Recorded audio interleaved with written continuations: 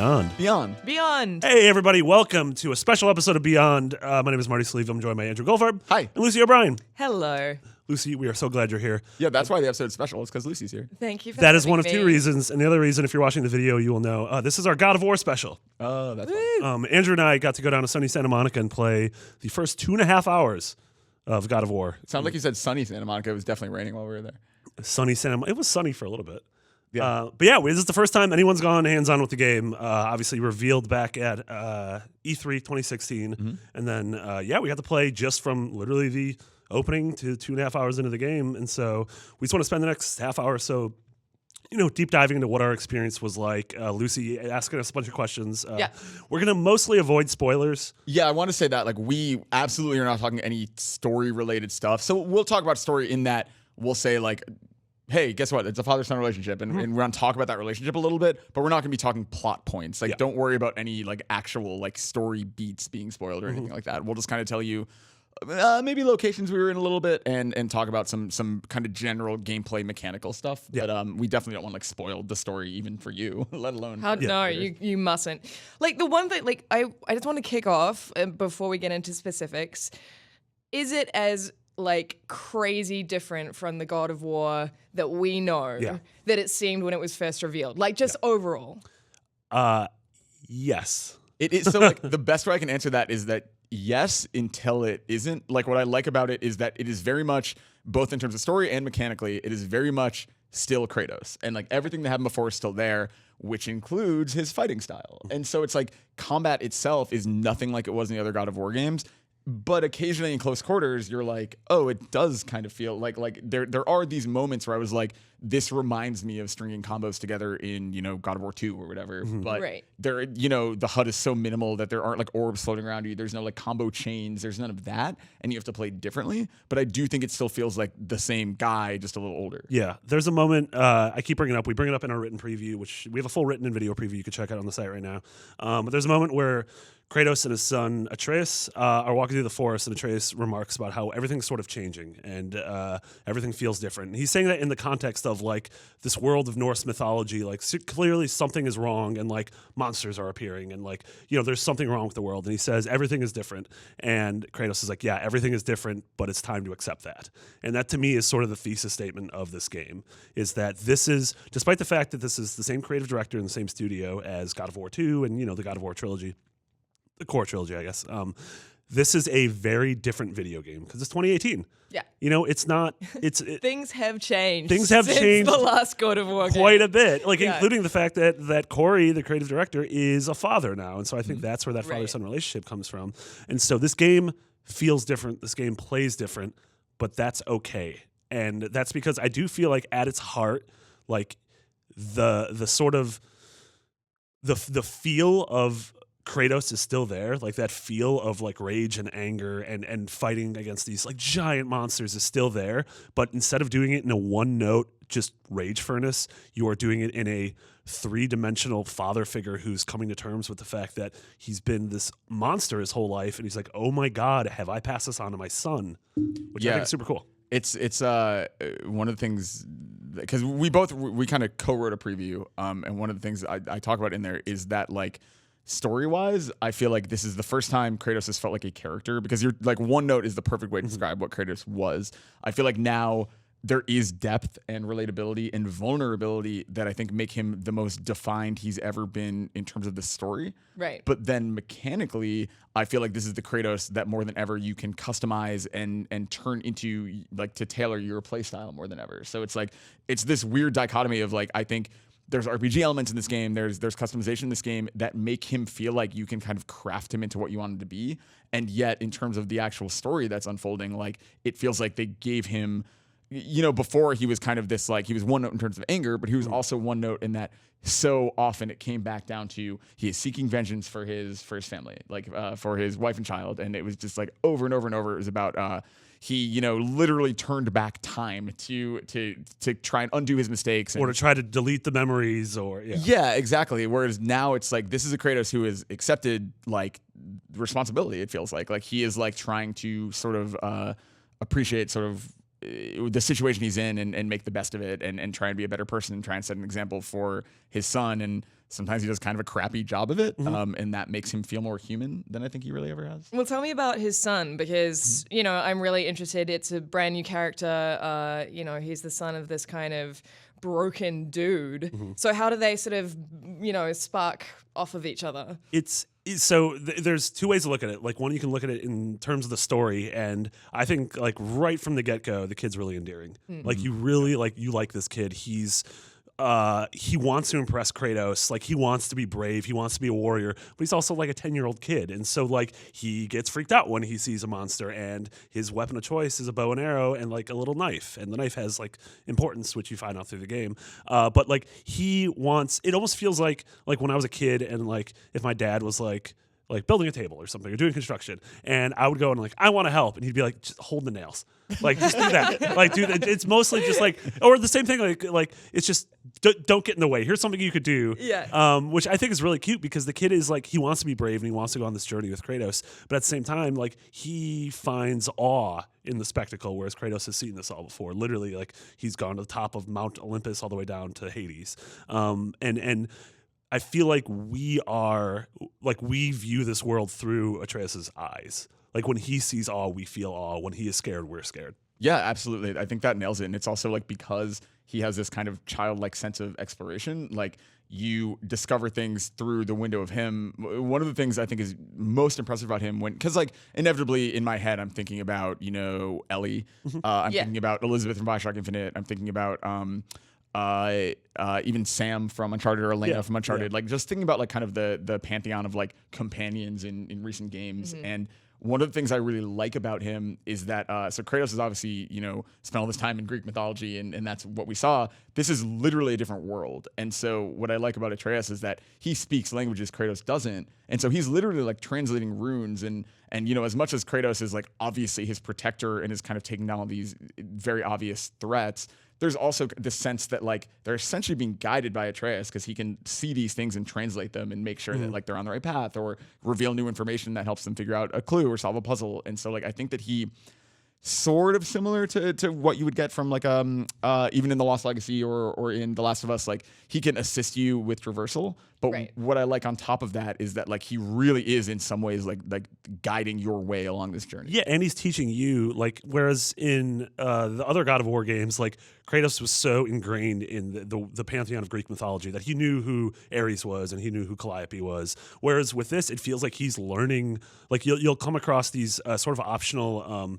It almost feel like cabinets that open up and have these like pictures and runes of like a Norse myth of the time. You know, Thor fought Sif, and the son is explaining to Kratos this myth, and it seems like Kratos is hearing it for the first time. Yep. And so it's sort of cool that like Kratos lives in this world, but it feels like, again, without knowing, this isn't a spoiler because I've only felt like we played 2.5 hours, and it really does feel like we only scratched the surface of this game. Yeah, it feels like Kratos lives in this world, but it almost feels like he hasn't left a like mile of his cabin ever. Like he lives in this cabin in the woods and he doesn't leave it. Whereas like there's clearly, you know, this Midgard, there's clearly all this crazy stuff going on. And so it's finally him also branching out and being like, well, let's see what the hell else is going on in this world. So this is old man Kratos. This is basically. totally like, this is the way I describe this is, yes, this is a sequel to the other God of War games. And they're not like constantly, he's not like, when I was fighting Zeus in God of War 3. Oh, when I think back to my time. When I fought the Colossus of Rhodes in God of War 2. But clearly, like Logan, like this is an old version of this iconic character. And like there's a moment early on when he's looking down his wrists and he has these bloody bandages that he's sort of wrapping back up. And those are where his chains were, like the iconic the blades of chaos. And so like he has experienced all those things, but he has tried to put it so far behind him, like both in terms of distance, because clearly they're not in Greece anymore, and then like it seems like eons have moved past. Yeah. In a really interesting way. Yeah. So like moving on to sort of like more mechanical stuff, like Andrew, you were saying that he's more customizable this time around. Yeah, you have like, so number one of the things, this is like such a stupid thing because it sounds like every video game ever, but like you can get armor for him that changes his appearance, which like sounds really stupid, but like feels kind of unique to this. And if you're watching the video version, this little blue man that we're seeing on the screen, is sort of a merchant that you can go to customize your Leviathan axe that he's holding, or to acquire new armor for either Kratos or Atreus. And when you equip some of this armor, like it'll be like a full tunic that covers him, or it'll maybe just be like more of an upgrade to sort of the thing he has from the beginning, his sort of like loincloth strap situation that he's got going on. Andrew was talking about how one of his nipples is exposed, and Andrew was very often like just looking because the nipple is like extremely well defined. So like it is a photorealistic nipple. It is insane. Like on a PS4 Pro in 4K, like his beard hair and his nipples and like his abs are like genuinely distracting. The level of detail is just insane. And like honestly, like I feel like a broken record because I say this once a year about Sony first party stuff, but in the same way that I reacted to Uncharted 4 and then Horizon and now God of War, it is like this feels like just a new benchmark for console gaming. It's like absolutely stunning. Like the detail and even like obviously like look, like Sony Santa Monica is where the mocap happened for the Naughty Dog games and for so many other like famous Sony first party games. So obviously it's not like it's surprising that Santa Monica has that same mocap technology, but man, just the emotion in cutscenes and in these characters' faces even and just the realistic way they move and interact and like hair and clothing, like seriously just stunning. And this far into the generation, you think that you'd be used to it, but like I can't stop obsessing. How are the teeth? That's always my thing. Like Ooh, I don't know if I as looked at the technology teeth. moves forward, and every how time do you nail someone the says, teeth? "Oh my god, you will not believe how great this game looks," I'm like, "How are the teeth?" Well, I'm glad you asked. Cut to the clip about the teeth. Wait, do you have a like high watermark for teeth in games? Like, is there a game that's No, really like well? there has not been a game yet where I've been like, "Yep, those are actual That's teeth." so funny because when I think of like some of the best mocapped games, I think of like Hellblade. Yeah. And like Hellblade, like that core performance is one of the best performances I've seen in years. Right. I don't recall the teeth. Like I think about the eyes. Because they I hide the think about teeth. the mouth. Because they can't do the teeth. That's a PS5 thing. Teeth, Yeah, PS5. yeah. There's like a new game. It's like about a dentist and it's like very specific. But no, you mentioned the when we were talking about customization, like this which is maybe just a product of 2018, but this is an action RPG.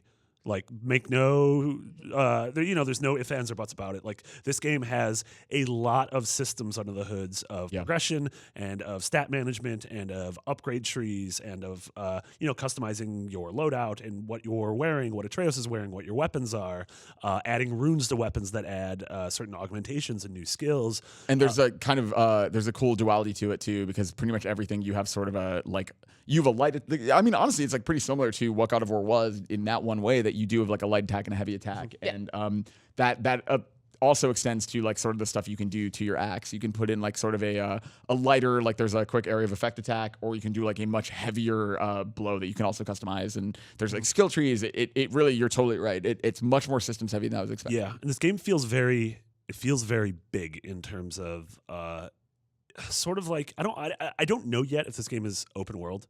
Right. But I do know that in the same way, something like Rise of the Tomb Raider has.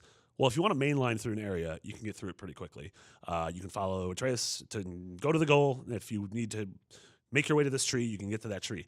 But there are so many little offshoots in hidden areas that have combat scenarios, and they have chests that have money in it, and they have puzzles, and they have these like mysterious sort of objects that give you lore about Norse mythology or things that we didn't even know how to open. And when you look at your map, like every time you do something, you get you've ticked off 1 out of 20. So you found a new enemy, you killed it. If you kill 20 of them, you get XP. You found an item. If you get 3 of them, you raise your health. You found money. If you get enough, you can upgrade. So constantly has this sort of dangling a carrot in front of you, which I think when a game does well, I really like that. Yeah. When a game does that well, which I think Horizon did, like every time I'm doing something, I feel like I'm feeding towards progression. Yeah. And like and Insomniac games do that really well too, where it encourages you, like, if you keep using a weapon, that weapon's gonna level up. If you keep using a specific skill, if you're killing enemies in the air, that's how you're gonna level up. And I feel like the game encourages experimentation and exploration and getting a little bit outside your comfort zone to see, what kind of stuff you could do. It also not like punishes you, but like there's also like I dropped down to an area because there was a chest down there, and so enemies are represented with levels and like even different colored health bars so that you can tell from afar before you engage with an enemy, sort of a little bit of how strong they are. And we almost entirely in this demo, with the exception of a couple boss fights, fought level 1 enemies and like maybe a 2 here or there. But there's one part where I dropped down to get to a chest, and it was my only level 3 encounter. And like the health bar is like dark purple, and I was like, uh-oh, probably shouldn't be here. Yeah. And that's like, it almost reminded me of like when you first start like Fallout 3, and like, if you go the wrong way, you just find super mutants that you are absolutely not equipped to fight yet. Yeah. And, But I love that because, you know, that's what makes a world feel so real. Like that, you know, you're not being guided along a path that, like, this is a world that happened to be here and you just happen to be in it. Yep. yeah, Yep. Totally. absolutely. Yeah. Yeah, and like, I guess kind of to answer your question before we talked about teeth and then I got distracted and talked about nipples. Big two. The combat is probably the area where this is the most Yeah, different. we've talked 15 minutes and we haven't touched on combat, which is Yeah, kind of because important. I mean, everyone wants to know, like, Yeah. and how much of a combat focus is there? Is it still as combat focused as all of the other God of Wars, or It is in such a different way. Combat, like honestly, like I hate that literally everyone compares literally every game to this, but it feels like Dark Souls, and I mean that. I'm so glad that you said it. Yeah. And I didn't have Yeah. to say it. I mean that in the way that like you have a shield and you have basically like the first 2.5 hours that we played, which is the opening 2.5 hours of the game, does a really clever thing where the first like real encounters you have, even with just groups of random enemies, but especially when you get to a couple of like kind of the like boss-ish fights, they really teach you how to play this game. And if you play it like a God of War game, you are not going to last long. Like, you have a shield and you need to time parries, and you have to really be smart about finding the window to attack versus when to go back and be on the defensive and get some range between you and the enemy. It really is interesting to me how much I was playing it defensively, like, which is different than how you said Yeah. you were playing it. But like, I had my shield up almost constantly, and I was like very careful about like trying to get the parry timing for an enemy before I even really engage them. Yeah. I think that feels so different to me than like the button mashing that I feel like I did for other God of War. No, it totally feels different than God of War in terms of the button mashing, in terms of being like, oh, I want to hit light, heavy attack to do my thing where I sweep an enemy up in the air. Yeah, and you get the orbs and the combo numbers. on Yeah, the screen, exactly. so. Like the game has a relatively minimal HUD compared to the other ones, but I think the biggest addition to this, which makes the combat feel different than something like Bayonetta or something like Ninja Gaiden, or even Dark Souls, is the fact that your Leviathan axe, it feels like Thor's Mjolnir in terms of it is almost as effective throwing it as it is using it to slash. And when you throw it, it sticks into whatever you throw, and you have to manually hit, I think, triangle or R1 to have it come back to you. Right. And it will come back like Mjolnir. It's magic. It'll come back to your hand. But you can use that in such interesting ways to you throw it at an enemy that's in the distance that enemy's hurling fire at you. And so you throw it, and your axe has sort of an ice property to it. And so it freezes that enemy. And then using your bare hands, you can beat up a guy in front of you, and bare hands doesn't do as much damage as it would if you had the axe, but it does raise this little red meter. And if an enemy's red meter gets to the top, you're able to do like a brutal kill and just Right. rip it in half.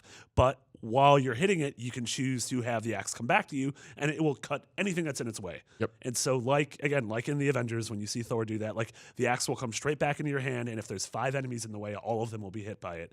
And so I feel like expert play and like high level play is going to come knowing when to throw your axe, where it is at all times, and when to call it back in order to do maximum damage. It's also cool because like the axe is also used in some of the puzzle solving, and so like I would leave it in something like there are things where like you have to throw it at a gear to stop the gear so that you can continue through a door because otherwise it would close. And then I would get into 3 or 4 combat encounters that were easy, and I would get to a more difficult one and be like, oh, I'm doing this barehanded. Where's my axe? Yeah. And it's totally is that Thor thing where you put your arm up, and like the further it is away, it might take an extra second or two, and you kind of You hear sort it of hear this whirring. and Yeah. it'll That's finally back in your awesome. hand. It feels so badass, and it's totally true. Like it changes combat so much compared to the blades that you have in the other games, Yeah, and compared to kind of what I expect from a God of War game. And I think a way that it sort of feels more like Souls than a traditional God of War game is from the perspective, because you'd get those in the other God of War trilogy. Like rarely, you pretty much always see everything that's around you. So there's nothing, even if something's behind you, it doesn't matter because you can see it. Just Well, by, and you have a fixed camera. Yeah, like 'cause here you have a fixed camera. you have a free camera control here. yeah, and so here,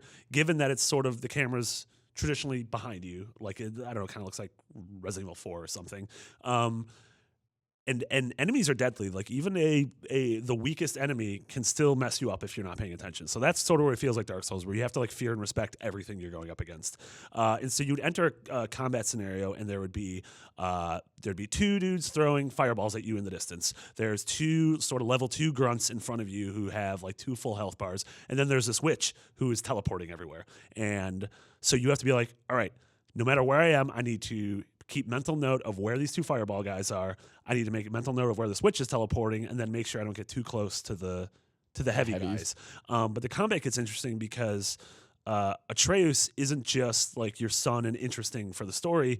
He's actually incredibly useful in combat, and you have some control over how. So he has a limited amount of arrows and I think after he fires them, he retrieves them. He has like an inventory basically. Yeah. So yeah, exactly. Like he has to like get his arrows back, which isn't like, it doesn't like get in your way or anything. It's almost more like a cooldown timer than anything. But yeah, like so like the witch enemy, the revenant that you mentioned, like literally like you will not be able to hit unless Atreus has shot that enemy with arrows and kind of stunned it, and then you can kind of get a couple blows in, or as you were saying earlier, if you're positionally aware of other enemies being in between, maybe just throw your axe. And then like you kind of get a double hit because you get the initial hit, and then when you pull the axe back, you get a second hit basically. So like you're taking away a good amount of health at that point. What I like really like that I'm hearing is that it just sounds way more grounded than previous God of War games, which I guess is like very in step with its themes. You know, it's less of a power fantasy than the previous games, which is right for this. Oh, totally. For this, Yeah. like tonally very right. Yeah, even like in terms of like if you're watching the footage, the game has blood, but it feels like when you're fighting these sort of like the low level, like whatever the ghouls are named, and you like tear one in half, its blood is almost this like neon orange that's almost like this fiery essence, and so it doesn't feel like blood. But when this opening did use actual blood, it was really effective because it was a fight that we can't really get too much into, but it was like a emotional, really brutal fight, and you're like, oh, this is messed up. Like this isn't violence for titillation. This is like, oh God, this is bad. Yeah. And so I even like the way it handles that it feels again more, I don't want to say mature in like it feels mature. but It's not like highbrow. Oh, games as art. no, but it just does. I don't know. It just feels like a God of War game made in a post Uncharted and post Last of Us world. I mean, especially because Kratos is we have seen him as a literal god, and like both emotionally and physically. Like he's never really someone who felt especially vulnerable, you know, in other games. I mean, there are moments where like plot wise he did like lose his abilities, or like whatever when Zeus tricked him into whatever, putting in that blade or whatever the hell happened in the other God of War games. But like there's that weird like sense in this one that like it does almost feel like Logan, where it's like you feel the strain of it a little bit more. Not that he's necessarily weak, but like he has aged, you know, and like what with that comes wisdom in terms of the story stuff, but it also has affected sort of the way he takes blows in combat. And I think that you're totally right. I think that like the idea of like feeling like after a long fight, especially, you feel him like you feel the impact of that making him more tired, you know, and especially like in kind of the way those fights affect the story, like they're not ignoring the fact that like fighting someone for 20 minutes takes a lot out of him, you know, and that like I think that makes him again feel vulnerable in a way he just hasn't, and that makes him so immediately more relatable, at least for me. Like I really I cared about him more, and weirdly an emotion I've never felt for Kratos in any of these games is concern. Like No, there are like, these moments I don't where, think like, anyone really has. Yeah. I mean, because he's always having a pretty good time. Yeah, Like, you yeah, know, exactly. like, Yeah, like, apart from the fact he's out for revenge. yeah, like He's got it pretty sweet. I can't fathom this game having like a moment where you go into a hot tub and have a threesome Exactly, and your health goes up. exactly. Like I can't even picture it what that would be like in this world. Right. I would probably be gloriously rendered nipples. That would be one thing. The nipples would just be so good. And so the devs were very much like, when you went down there, the devs were very explicit about just wanting to reinvent Kratos for like a new generation, basically, a new time period. Yeah. So, I mean, does it feel, because we keep bringing up Logan and I keep thinking, oh God, well, we all know how that ended, you know. Does it feel like there's a sort of inevitability to this story? Like this is gonna be like the final God of War, or I don't know. Like honestly, like I was thinking about that a lot because like even before Uncharted 4 came out, they were like very clear, regardless of whether he was gonna live or die, they were like, hey, this is like the end cap we're gonna put on Nathan Drake's adventures, you know? And it was literally called A Thief's End. And like Yeah. I remember thinking with that one, I remember having conversations on this show about like, does that mean he's gonna die? And I think the thing I will say is that like we don't know, obviously, but like I think right now this kind of like older dude with young companion learning to be vulnerable through like it's become a real trope, especially in the it's last few definitely years. become a trope. I think beginning with Walking Dead season 1 Or in the road. Yeah, I mean, go. Yes, if you want to look at other mediums. but yeah, but in games especially, yes, definitely other mediums. And Logan's a great recent example. But I think like even when I think about Bioshock Infinite and I think about The Last of Us and I think about all these games we keep mentioning, like I do feel like this one doesn't feel like it's following those trends. It feels like maybe it will subvert that a little bit. Yeah. And I'm hoping that what that means is for Kratos specifically, like maybe we will see a little bit of a different outcome than what we see in the rest of these stories. Yeah, I mean, it's funny because like it's this character that he's had. I guess this is his seventh game. I believe. Yeah, seventh so. because you had Yeah, the trilogy, Ascension, the 2 PSP games, and this. that sounds right. And he's a character who's literally never found happiness. Like there's no catharsis for him at any moment. It's just a downward spiral. And so I'm like wondering, like, is it even possible for him to have a happy ending? Like, is it possible for If him? he does get a happy ending, you'll see those teeth. See that big toothy He finally grin? smiles and his teeth come out. But yeah, I don't know. Like maybe this is sort of a Walking Dead season 1 where the entire 5 episodes felt like Lee teaching Clementine how to exist and survive in this world without him. So I don't know if that's what this game is trying to go for, of him trying to teach his son, how to exist in this world once he's gone. Yeah, but and I guess one other thing I did want to talk about, which we haven't discussed yet, is the way this game is presented in a single shot, which is one of the most impressive things. Yeah, so I want to hear about this because on your run sheet you had that shot, Yeah. and I want to know, what is that shot? So Corey has said since the E3 reveal, Or Barlog. or the Barlock, that the game is one continuous shot, that the camera never cuts. There's no cutscenes, there's no loading screen, there's no fade to black, that the game opens and is a continuous shot like the Hitchcock movie Rope until the end. Okay, has that ever happened in a game before, especially a game of this size? Yeah. No, like I think maybe there are smaller games that have there's done like that. Gone Well, Home yes. in Yeah. theory. Smaller games. Yeah. Yeah. But I don't. A game of this scale, if there is one, I can't think of it. Yeah, but no, we played 2.5, 3 hours and there was literally no cut.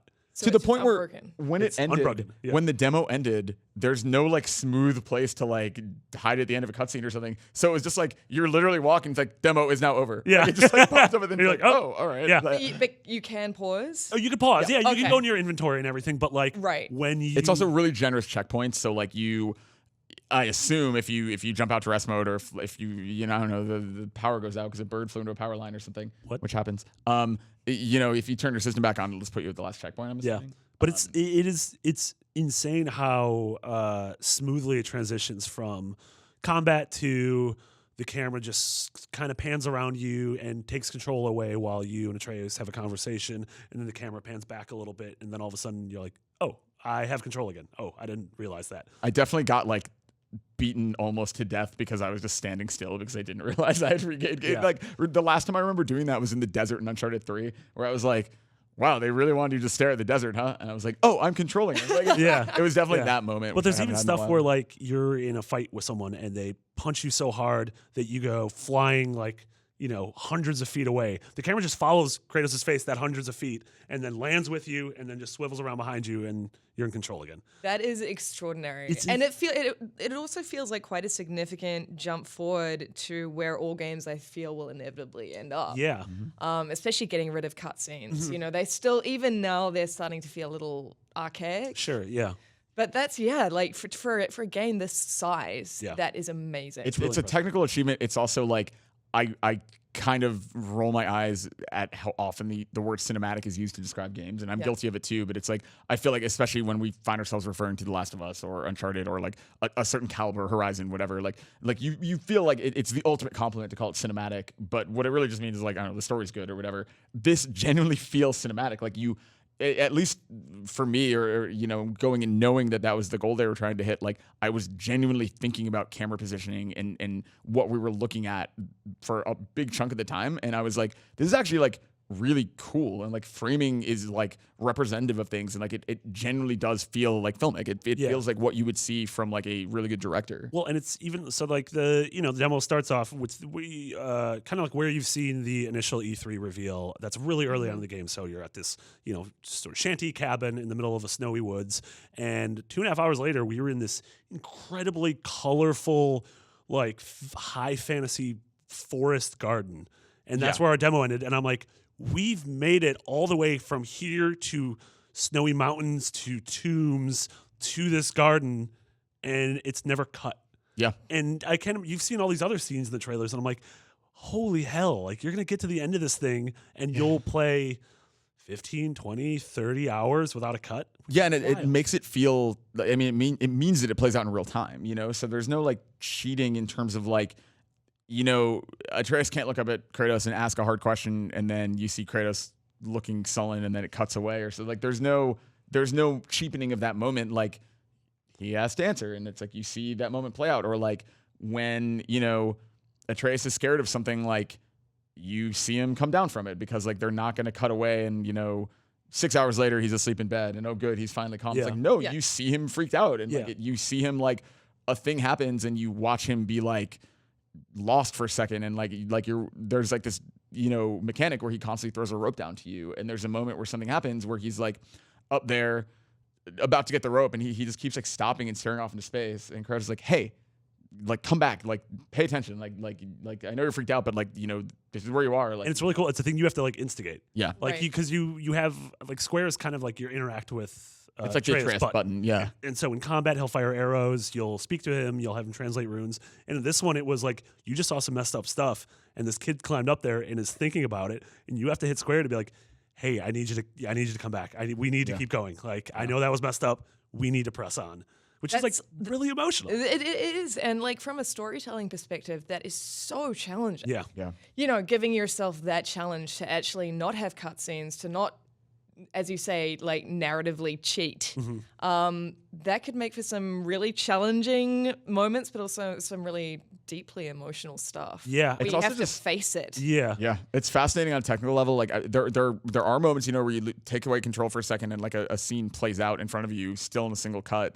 And then you seamlessly gain control back. I would imagine under the hood, that's where a lot of the loading is happening. Sure, but like, it's fascinating to me because like, I certainly never noticed it. There was never like a frame rate drop. There was never like anything that betrayed the fact that like it was doing anything under the hood. Like you just are in it. Yeah. And it's like, even from the minute you hit new game and select your difficulty, like it just goes. Like you never, ever, ever see a black screen for even a moment. Yeah. Like it's so stunning. And whereas like the other games would be like, well, this is what's happening on Mount Olympus. Like, oh, Zeus is talking to Athena, and oh, Ares is upset.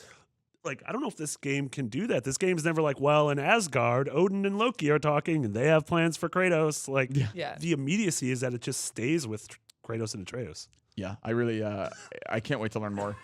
It's funny because we played just enough of it where I'm like, I need it now. Yeah. It's also going to be weird, like whatever. Not that I'm complaining, because I would love to replay that whole part. But it's going to be interesting when I finally get like my own copy and I'm playing through it to kind of remake some of the upgrade decisions again, because I am really curious. Like I was, in the middle of a demo, I was just spending all my currency and wasn't hanging on to it for anything more expensive. And I was definitely leaning more towards defense than offense. But it's like, I do wonder if you can make Kratos a little bit more of like a glass cannon, where it's like you can deal like brutal damage, but like you really do have to play very defensively. Mm-hmm. Yeah, and I'm really, the big lingering questions for us are like, we know this game is big. Like we looked at our map and it has sort of the forest we were in and the path we took. And then if you zoom out, there's this massive fog of war. Like the map is huge. And Corey told you that there's like giant areas you're totally optional that you can miss. Yeah. Again, very Dark Soulsy. Very Dark Soulsy. Yeah, no, totally. My big thing is I'm really curious as to how much this game ties back to who Kratos was in terms of story. Well, and we've been talking about that a lot. Like, if there are no cuts, if they never cheat, if there's never a flashback sequence, if there's never time passing, that is really interesting in terms of exposition for backstory. Because it's also going to be like, because we left God of War 3, he was lying dead, and then mankind had their hope restored, and then the last shot is mankind going insane because they gave mankind freedom and all they did was tear each other apart. But then Kratos' body isn't there, and the blood sort of goes off in the distance. And so you're like, well, how did you get from there to here? And how long has it been? And who knows that you're here? And like all of the old gods are dead. Like, are there going to be, fights against like Odin? And also, straight up, my Norse mythology knowledge is pretty much through the three Thor movies, which probably isn't probably not great. Especially Ragnarok's probably not a great thing. I'd be like, when's Korg gonna show up? Yeah, where's Jeff Goldblum?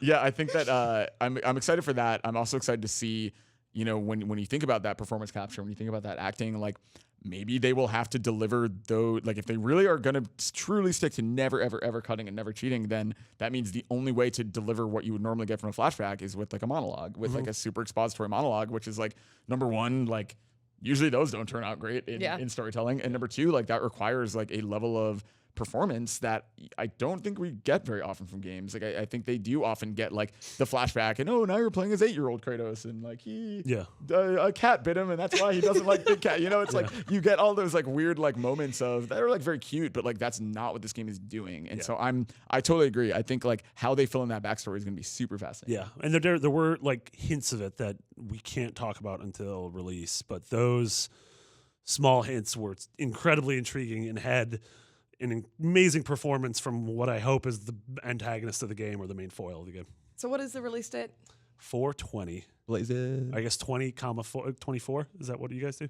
April 20th. 2024. April 20th. But obviously, it's it's going to hit that release date because it sounds super polished. Yeah, and the game ran incredibly. Like there were no dips. The game controlled incredibly. The nipples look super great. fun. The Hair nipples looks great. look amazing. Really good hair. Great abs. Just waiting on the teeth. Just waiting on the teeth. Yeah. No, like as someone who, we've said this before. Like I enjoyed the God of War games as like sort of fun spectacle action games and never thought of them as anything more. Whereas this, I'm like, this is it. I think this is my most anticipated game of the year now. Me too. Like I'm thinking about this in the same thoughts as like Red Dead and Spider-Man. Yeah. Yeah, Well, after this chat, I feel the same way. That's so great. So, yeah. Yeah, that is so cool.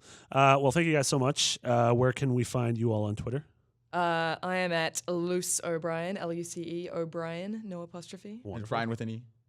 Yeah. Brian with an E. Yeah, not like Brian with an A, like that other Brian who's on the show. Well, sometimes I get like when people hate on me in the comments and stuff, they always spell my name with an A. Oh no, And, there's a different person who writes first name Lucy O'Brien with an A, and she sucked. So, she's no good at all. So you're just getting some of that fallout, I think. I'm Garfep on Twitter. You can find our preview on the site, and also later this week-ish, we will have my full interview with Corey, which was just amazing and enlightening, and he is such a smart, articulate guy. I think that it's very clear that like obviously a lot of people working this game, incredibly talented people in every discipline, but like him steering the ship is a lot of what gives me so much faith in this game. So I'm really excited to put that interview up. I think we should have it up this week. Yeah, and I think we'll have a lot more in the next month or so leading up to its release, and then probably a full spoiler cast once the game is out. Yes. Awesome. Thank you so much, Lucy and Andrew. For Marty, that was our special one-off Beyond focus on God of War. We'll be back next week with a full new episode. Thanks, guys.